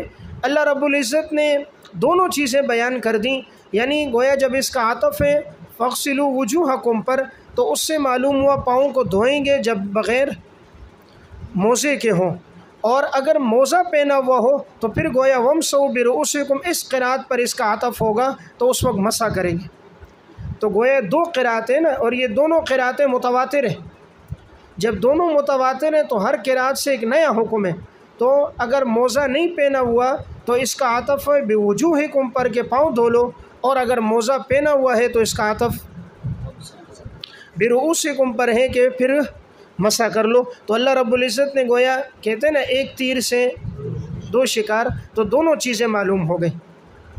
لیکن رافضی چونکہ الٹے، ہر کام میں یہ الٹ چلتے، اب قرآن کہتا ہے پاؤں دھو لو، یہ کہتے نہیں ہم تو مسح کریں گے۔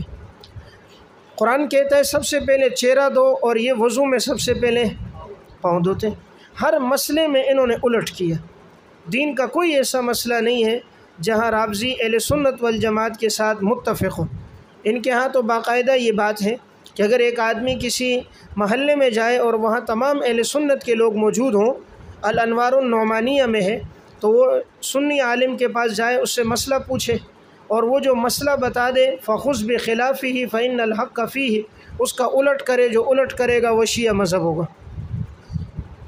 اہل سنت کے مولوی کے پاس جاؤ، وہ بولے گا نمازیں 5، ان کے ہاں نمازیں 3۔ اہل سنت کا مولوی کہے گا بھئی بلا ضرورت نمازوں کا جمع کرنا جائز، جمع بین الصلاتین جائز نہیں، یہ کہتے ہیں جائز۔ اہل سنت کا عالم کہتا ہے قرآن محفوظ ہے، کہتے ہیں نہیں تحریف ہو گئی۔ وہ کہتے ہیں وضو ہاتھ سے شروع، یعنی پاؤں سے شروع، کہتے ہیں نہیں سب سے معزز بیت اللہ، نہیں جی کربلا۔ وہ کہتے ہیں سب سے بڑا مقام ابو بکر صدیق، نہیں سب سے بڑا ائمہ معصومین۔ تو ہر چیز میں انہوں نے کیا کیا؟ الٹ کیا۔ تو اللہ نے ان کو صحیح دین سے محروم رکھا۔ اس لیے میں بات یہ عرض کر رہا تھا کہ قرآن کریم نے جو قید لگائی ہے الی الکعبین کی، اس سے معلوم ہوا کہ پاؤں کے دھونے کا حکم یہاں آیا ہے، تو دونوں قرأتوں سے الگ الگ حکم آیا۔ قرأت متواترہ میں جب عطف ہو وجوہکم پر تو دھونے کا حکم، اور اگر موزے پہنے ہوئے ہو تو وامسحوا برؤوسکم پہ مسح کرنے کا حکم ہے۔ دونوں چیزیں ثابت ہو گئی۔ آپ صلی اللہ علیہ وسلم ایک دفعہ صحابہ کے ساتھ آ رہے تھے، صحیح مسلم کی روایت ہے، بعض صحابہ جلدی سے آگے بڑھ گئے، انہوں نے وضو کیا لیکن ایڑیاں خشک رہ گئی، اب وہ چمک رہی تھی، حضور نے پیچھے سے دیکھا، آپ نے فرمایا ویل للعقاب من النار، ان ایڑیوں کے لیے ہلاکت ہے جہنم کی آگ سے جو خشک رہ گئی۔ تو اگر مسح کرنا کافی ہوتا تو آپ یہ وعیدیں بیان نہ فرماتے۔ تو معلوم ہوا کہ پاؤں دھونے کا حکم ہے۔ اب یہاں تک بات آ گئی، وضو کے فرائض کا تذکرہ ہوا، یعنی طہارت صغریٰ کا بیان ہوا۔ اب آگے طہارت کبریٰ۔ طہارت کبریٰ بڑی طہارت غسل ہے، گویا پہلے نجاست جو ہے وہ صغیرہ کا بیان تھا، اب آگے کبیرہ۔ پہلے گویا حدث اصغر کا بیان تھا، اب حدث اکبر کا بیان ہے کہ اگر تم جنابت کی حالت میں ہو فطہروا، تو تم خوب اچھی طرح غسل کرو۔ دیکھو احناف کے ہاں آپ نے پڑھا ہے، ہمارے ہاں غسل میں کتنے فرائض ہیں؟ 3 فرائض ہیں۔ دیگر ائمہ کے ہاں مزمزہ کرنا، استنشاق کرنا غسل میں فرض نہیں ہے۔ امام شافعی، امام احمد، امام مالک کے ہاں فرض نہیں ہے، ہمارے ہاں فرض ہے۔ اب سوال ہے کہ آپ حضرات احناف کیوں فرض کہہ رہے ہو؟ دیگر ائمہ کے ہاں صرف جسم پہ پانی بہانا ہے، ہم کہتے ہیں دیکھو قرآن کہتا ہے جب تم جنابت میں ہو خوب پاکی حاصل کرو، اور یہ صیغہ مبالغے کا ہے، مجرد کا نہیں ہے، مزید کا ہے۔ خوب پاکی، خوب پاکی کا مطلب جتنا ممکن ہو، تو جتنا ممکن ہے یعنی انسان کا ایک ظاہر ہے اس کو بھی دھو لے، اور اسی طرح منہ اور ناک کا جو اندر کا حصہ جہاں تک ممکن ہے اس کو بھی دھو لے۔ تو اب یہ دونوں ممکن ہے۔ اب کوئی بولے جی پھر آنکھوں کے اندر، کانوں کے اندر بھی ڈالو، تو جواب یہ ہے کہ وہ ناممکن ہے، اس سے تکلیف ہے، اس سے اذیت ہے، تکلیف ہے، انسان کے مرض میں اور تکلیف میں پڑنے کا اندیشہ ہے۔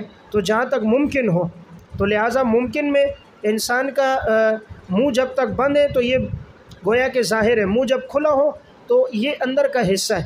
اس طرح انسان کا چہرہ اوپر ہو، ناک اندر کا حصہ ہے، تو گویا خوب پاکی حاصل کرو۔ جب تک چہرہ نیچے کی طرف ہے، منہ بند ہے، اس کو بھی پاک کرو، اور جب منہ کھلا ہوا ہو تو اندر کا حصہ بھی پاک کرو۔ تو احناف کے مذہب میں احتیاط زیادہ ہے، اور عموماً ایسا ہوتا ہے جنابت میں منہ اور ناک استعمال ہوتے ہیں نا۔ آدمی پر غسل فرض ہوتا ہے، وہ اپنی گھر والی سے ملا تو منہ سے اس نے بوس و کنار کیے، ناک کو قریب رکھا تو اس نے قوت شامہ کو استعمال کیا، تو یہ اعضاء استعمال ہو رہے ہیں، اس لیے بہتر ہے ان کو بھی صحیح دھو لو تاکہ خوب پاکی حاصل ہو جائے۔ پھر ویسے بھی حدیث میں آتا ہے کہ یہ شیطان رات گزارتا ہے خیشوم میں، اور وہاں سے یہ وسوسے ڈالتا ہے، تو خوب پانی ڈال کے ناک خالی کرو تاکہ اس کے وسوسہ جڑ سے ختم ہو جائے۔ اب یہ ناک کے بھانسے میں کیوں ہوتا ہے؟ کیونکہ یہاں سے سانس پہنچتا ہے اور یہاں سے بات دماغ تک جاتی ہے، تو یہ خیالات اور وسوسے رات کو یہ ڈالتا رہتا ہے۔ اسی لیے جب آدمی صبح اٹھے صحیح طرح ناک صاف کرے، غسل میں صحیح اہتمام کرے تو وساوس سے محفوظ رہے گا۔ وَإِن كُنتُم مَرْضَىٰ، اور اگر تم بیمار ہو یا تم سفر کی حالت میں ہو۔ دیکھو یہاں لفظ علا آیا، علا سے اشارہ یعنی مسلسل سفر ہے۔ معلوم ہوا معمولی سفر میں اجازت نہیں ہے، یعنی گویا وہ سفر پر سوار ہے، ورنہ تو ایک آدمی اب گھر سے مدرسے آ رہا ہے اور استاد جی سفر کیا میں نے تیمم کروں گا، سفر کیا میری نماز میں قصر ہونی چاہیے، تو یہ سفر نہیں ہے۔ مسلسل سفر ہو اور وہ 48 میل تقریباً 78 کلومیٹر بن جاتا ہے۔ او جاء احد منکم من الغائط، یا تم میں سے کوئی آئے نشیبی جگہ سے یعنی قضائے حاجت سے یا حدث اصغر، او لامستم النساء، عورتوں کو چھوا ہو یا حدث اکبر، تو لامستم النساء ہم بستری مباشرت، اور اس لیے کہ یہ باب مفاعلہ ہے جو جانبین سے ہو، اور جانبین سے تب ہوگا جب کہ غسل فرض ہو۔ دیکھیں ہم یہ کہتے ہیں کہ یہ مس نساء نہیں ہے، صرف عورت کو چھونا، جیسے کہ شوافے کا مسلک ہے کہ وضو لازم ہوگا، اگر یہ اس میں محمول کریں گے نا پھر دونوں سے حدث اصغر کا حکم ہو گیا۔ قضائے حاجت سے آؤ تب بھی تیمم کرو، عورت کو چھو لو تب بھی تیمم کرو، دونوں حدث اصغر ہے۔ اور اگر اس کو ہم محمول کریں گے حدث اکبر پر، جمع پر، تو نیا معنی ثابت ہوگا۔ اور آپ نے پڑھا ہے تاسیس جو ہے وہ تاکید سے اولا ہے، تو اب گویا غائط سے حدث اصغر ہوا، لامستم النساء سے حدث اکبر ہوا۔ اب دونوں صورتوں کا حکم، جب تم پانی نہ پاؤ تو تم تیمم کر لو پاک سطح زمین سے۔ تو معلوم ہوا تیمم کی مٹی کا پاک ہونا ضروری ہے۔ دیکھیں اگر ایسی مٹی ہے جس پہ کسی نے پیشاب کیا، اگر وہ خشک ہو گئی سورج کی دھوپ سے، وہاں نماز تو ہو جائے گی، نماز تو ہو جائے گی۔ زکوٰۃ الارض یبسھا، زمین کا پاک ہونا اس کا خشک ہونا ہے، لیکن اس مٹی سے تیمم جائز نہیں ہوگا، کیونکہ تیمم کے لیے قید طیباً پاک ہونی چاہیے، سطح زمین ہو۔ معلوم ہوا اندر کی مٹی ضروری نہیں ہے۔ اب امام شافعی رحمہ اللہ نے یہ قید لگائی کہ تراب منبت ہو، اگانے والی مٹی ہو، تو اب ایسی مٹی کا تلاش کرنا جنگل میں بیابان میں مشکل کام ہے، اس لیے سطح زمین کی مٹی۔ فامسحوا بوجوہکم، طریقہ تیمم، تم پس مسح کرو اپنے چہروں کا اور اپنے ہاتھوں کا۔ تو تیمم میں دو فرائض ہیں، سر کا اس لیے ختم ہے کہ سر میں مٹی ڈالنا یہ جاہلیت میں ہوتا تھا، پاؤں کو اس لیے حکم نہیں دیا کہ عموماً جنگل میں اور بیابانوں میں پاؤں پہ مٹی ویسے لگ چکی ہوتی ہے تو دوبارہ ڈالنے کی حاجت نہیں۔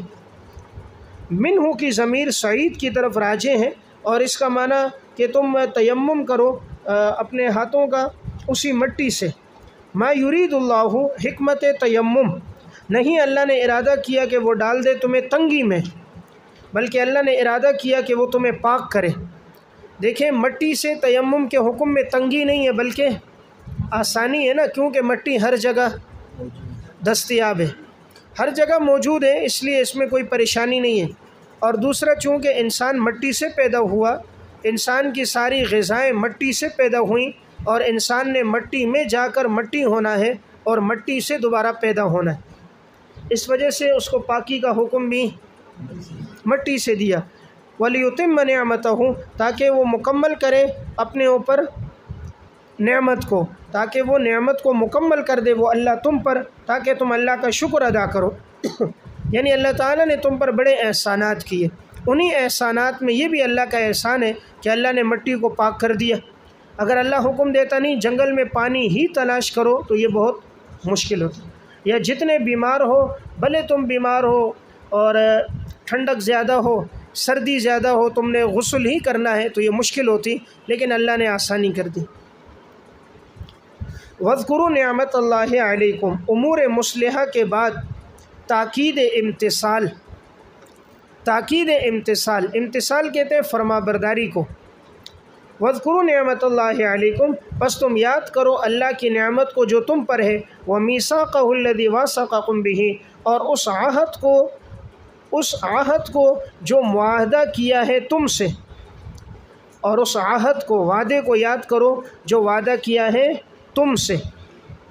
اذ قلتم سمعنا واطعنا، جب تم نے کہا ہم نے سنا اور ہم نے اطاعت کی۔ اور اللہ سے ڈرو، یقیناً اللہ تعالیٰ سینوں کے بھیدوں کو جاننے والا ہے۔ دیکھیں اس آیت میں فرمایا تم اللہ کی نعمت کو یاد کرو، نعمت کے نیچے لکھیں اسلام، اسلام اللہ کی نعمت ہے، اس کو یاد کرو، اور عہد کو پورا کرو جو تم سے معاہدہ کیا گیا۔ تو یہاں عہد سے کیا مراد ہے؟ ایک قول یہ ہے کہ عہد سے مراد عہد الستو ہے، عہد الستو، کہ جو تم نے اللہ کی ربوبیت کا اقرار کیا ہے وہ عہد الستو کو پورا کرو۔ نمبر 2، اس سے مراد وہ عہد ہے جب انسان ایمان لے کر آتا ہے تو آپ صلی اللہ علیہ وسلم کے ہاتھ پر بیعت کرتے تھے، تو بیعت کرتے وقت جو تم عہد کرتے ہو اس عہد کو پورا کرو۔ اور نمبر 3، بیعت رضوان۔ لیکن راجح بات یہ ہے کہ اس سے مراد وہ ایمان والا عہد ہے کہ عموماً جب صحابہ اکرام آپ صلی اللہ علیہ وسلم پر ایمان لے کر آتے تو وعدہ کرتے کہ جن چیزوں کا حکم ہوگا ہم اس کو پورا کریں گے، جن چیزوں سے بچنے کا حکم ہے ہم اس سے بچیں گے۔ تو یہی بات کہی گئی کہ تم اپنے وعدوں کو پورا کرو۔ اذ قلتم سمعنا، کہ جب تم نے کہا کہ ہم نے سنا اور ہم نے اطاعت کی۔ عموماً جب آدمی ایمان لے کر آتا تھا نا تو اسلام لاتے وقت یہ کہتے تھے یا رسول اللہ ہم آپ کی بات سنیں گے اور آپ کی بات کی اطاعت کریں گے۔ اللہ سے ڈرو، یقیناً اللہ سینوں کے بھیدوں کو جاننے والا ہے، یعنی کون آدمی دل سے اقرار کرتا ہے، وعدے پورے کرتا ہے، کون دل سے نہیں کرتا، صرف زبان سے کرتا ہے، اللہ سب باتوں کو جاننے والا ہے۔ یا ایھا الذین آمنوا، عبادات کے بعد معاملات کا بیان۔ اے ایمان والو، کونوا قوامین للہ، کہ تم ہو جاؤ قائم رہنے والے حق پر، للہ اللہ کے لیے، تم ہو جاؤ قائم رہنے والے حق پر اللہ کے لیے، شہداء بالقسط، گواہی دینے والے انصاف کے ساتھ۔ وَلَا يَجْرِمَنَّكُمْ شَنَآنُ قَوْمٍ، نہ آمادہ کرے کسی قوم کی دشمنی تمہیں اس پر، عَلَىٰ أَلَّا تَعْدِلُوا، کہ تم عدل نہ کرو، اعدلوا، عدل کرو، ہوا اقرب للتقویٰ، یہ بات تقویٰ کے زیادہ قریب ہے، اور تم اللہ سے ڈرو، یقیناً اللہ تعالیٰ خبردار ہے، جانتا ہے، بما تعملون، جو تم عمل کرتے ہو۔ دیکھیں اس آیت میں فرمایا اے ایمان والو تم قائم رہنے والے بنو حق پر اللہ کے لیے، یعنی تم ہمیشہ گواہی کس کے لیے دو؟ اللہ کے لیے۔ اس چیز کا لحاظ نہ کرو یہ میرا والد ہے، دوست ہے، رشتہ دار ہے، پڑوسی ہے، امیر ہے، غریب ہے، کسی چیز کا لحاظ نہ ہو۔ گواہی کے دوران صرف لحاظ کس کا ہو؟ اللہ کا ہو۔ پہلے بھی بات گزر گئی کہ اگر وہ غریب ہے یا فقیر ہے اللہ زیادہ حقدار ہے کہ تم اس کی رعایت کرو۔ شہداء، گواہی دینے والے ہو انصاف کے ساتھ، یہ نہیں کہ گواہی ظلم کی دو، گواہی دو انصاف کی۔ نہ آمادہ کرے کسی قوم کی دشمنی کہ تم عدل نہ کرو، یعنی یہ نہیں کہ مشرکین کے ساتھ تمہاری جنگ ہے، لڑائی ہے تو تم اب ان کے ساتھ عدل نہ کرو، نہیں، معاملات جب بھی کرو تو عدل کے ساتھ ان کے ساتھ کرو۔ اعدلوا، تم عدل کو اختیار کرو، یہ تقویٰ کے زیادہ قریب ہے۔ دیکھیں یہ جو ہوا ضمیر ہے اس کا مرجع کیا ہے؟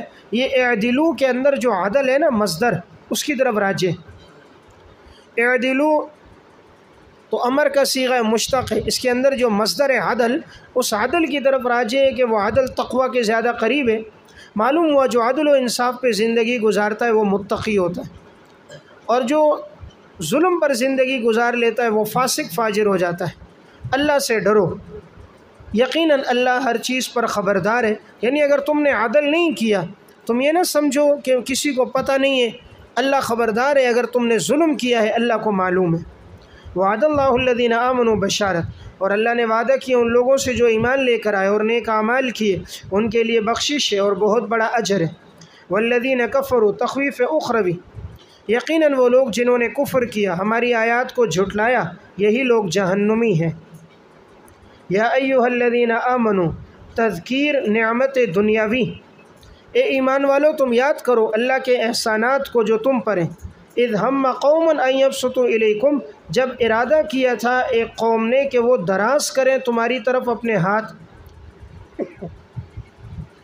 وہ دراز کریں تمہاری طرف اپنے ہاتھ، قوم کے نیچے بریکٹ میں قریش۔ فکف ایدیہم عنکم، پس اللہ نے ان کے ہاتھوں کو تم سے روکا۔ کفا کا فاعل اللہ رب العزت ہے، پس اللہ نے ان کے ہاتھوں کو تم سے روکا۔ تم اللہ سے ڈرو اور چاہیے کہ ایمان والے اللہ ہی پر بھروسہ کریں۔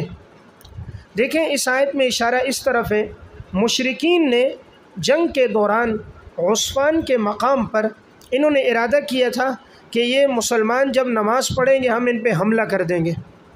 انہوں نے کہا مسلمانوں کو نماز بڑی پیاری ہے، یہ نماز نہیں چھوڑتے، جیسے نماز پڑھیں گے ہم حملہ کر کے معاذ اللہ ان کو شہید کر دیں گے، گرفتار کر دیں گے۔ تو اللہ تعالیٰ نے وحی بھیج کر آپ صلی اللہ علیہ وسلم کو اطلاع دی اور صلاۃ الخوف کا طریقہ بتایا۔ تو جب طریقہ بتایا تو اب بعض لڑنے لگے دشمن کے مقابلے، بعض نماز پڑھنے لگے، تو اس طرح ان کے شر سے محفوظ ہو گئے۔ یہی اللہ بیان کر رہا ہے کہ یاد کرو اللہ کی نعمت کو جو تم پر جب ارادہ کیا تھا ایک قوم نے، مراد قریش نے، کہ وہ دراز کریں تمہاری طرف ہاتھ دراز کرنا کنایہ کس سے؟ جنگ کریں، کہ وہ تمہارے ساتھ جنگ کریں، لیکن اللہ نے ان کے ہاتھوں کو تم سے روکا۔ کیسے روکا؟ کہ اللہ نے تم کو مطلع کر دیا، اللہ نے تم کو مطلع کر دیا کہ وہ تمہارے اوپر حملہ کریں گے، تمہیں آگاہ کیا اور صلاۃ الخوف کا طریقہ تمہیں سکھایا۔ پس تم اللہ سے ڈرو، یعنی اب تمہارے دل میں دشمن کا خوف نہیں ہونا چاہیے، اللہ کا۔ اللہ تمہیں تدبیریں سکھاتا ہے، لہٰذا بھروسہ بھی ایمان